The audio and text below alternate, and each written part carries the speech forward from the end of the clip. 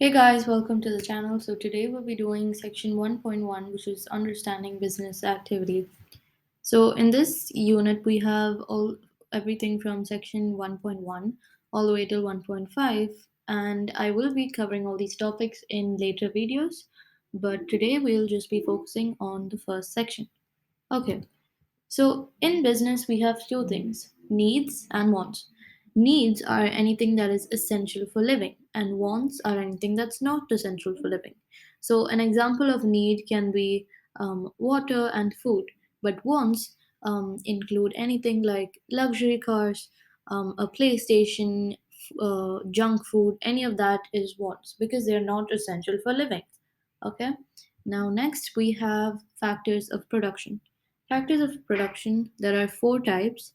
The first one is land. Land is the natural resources and the raw materials that you need to make your products. So if you're a mining company, the land would be the mines from where you extract all your metals or minerals, etc. Second one is labor. Labor is the people available to make the goods. So your employees and your workers are all part of labor. The third one is capital. Capital includes anything like the machinery, equipment, and the finance that you invest into your business. So, if I have a cake factory, then the money that I invest to decorate the place. Um, Suppose I have a cake shop. The money that I invest to decorate the shop, the money that I invest to buy machinery to make cakes, etc. All of that is your capital. The fourth one is enterprise. Enterprise is the skill and risk taking ability of the person who brings all the factors of productions together. So, enterprise is basically what defines an entrepreneur because that's the person who assesses all the risks, who has the skill in order to identify customer needs and wants and satisfy them. So, enterprise is the skill and risk taking ability of that person. All right. Next, we have scarcity. Okay. So, this is when we have unlimited wants but limited resources to satisfy them. So, in a country, let's take USA, if everyone wants luxury products such as spas or expensive cars and expensive hotels, restaurants, everything, the people would demand the government to invest a lot of money on those luxury products, right? But the government obviously cannot just spend all their money on such products. They also need money to get good water supply or provide people with electricity, right? So people have unlimited wants, but there are very limited resources, limited money and resources to satisfy these wants, and that is when scarcity arises. Okay. Next we have opportunity cost. Opportunity cost is the next best alternative given up by choosing another item.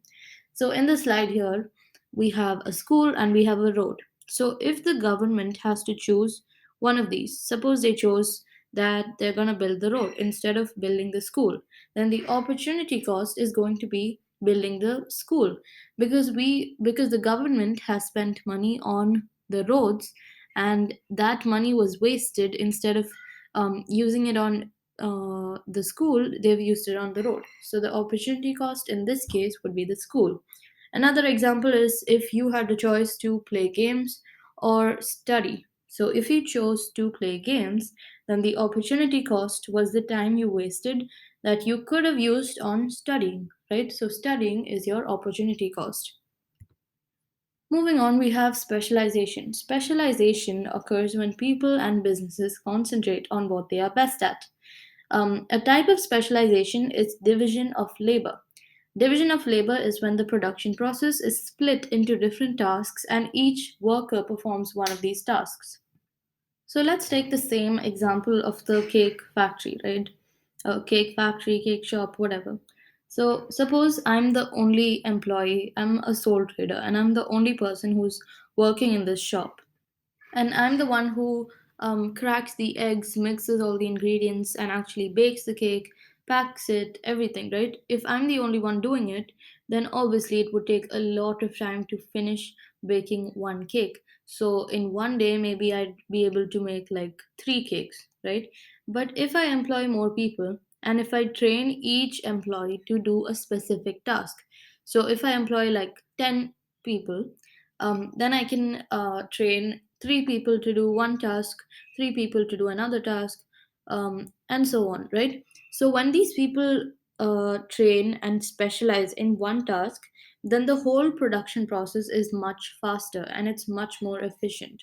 Which means that instead of me producing uh, three cakes per day, together, because of specialization and division of labor, we will be able to produce more than 100 cakes per day. Okay, so that is specialization and division of labor. Now, we have added value. Added value is the difference between the selling price and the cost of materials. So there are two ways in which businesses can add value.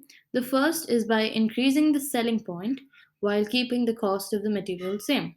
The second one is to keep the selling price the same while decreasing the cost of materials. Now, both of these, obviously, the advantage is that the business is able to add value, but the disadvantage is that when okay, so let's take the first one, the disadvantage of increasing the selling price while keeping the cost of materials the same. Suppose I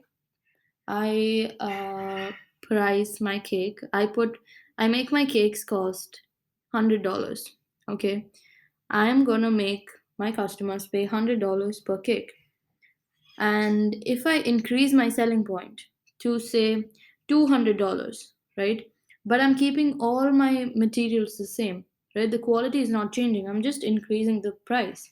Obviously, the customers would feel like they're not, you're not getting a better cake anyways. So they're not going to invest on buying this cake because they won't feel like it's worth it. They won't feel like the product is worth that money. Okay, so sometimes customers may not be willing to buy this, right? The second one, which is keeping the selling price the same while decreasing the cost of materials.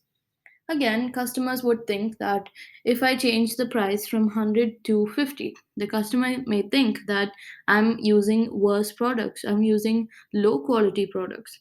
And that may be the case too, because if you decrease the cost of materials, that means you're investing less money on the ingredients. So obviously, the quality of your cake will go down, and obviously, customers would not want to buy such cheap or low quality cakes. Okay, now, last but not least, we're just going to be looking at the purpose of business activity. Okay, so because businesses exist in the world, they're able to combine all the scarce factors of production, and they are able to produce goods and services. And these goods and services are able to satisfy the customer's needs and wants. And lastly, business activity also employs people. So it's increasing job opportunities and it's increasing the employment levels of the country, which is great, right? So that's it for this lesson. Thank you for watching, and I'll see you in the next video.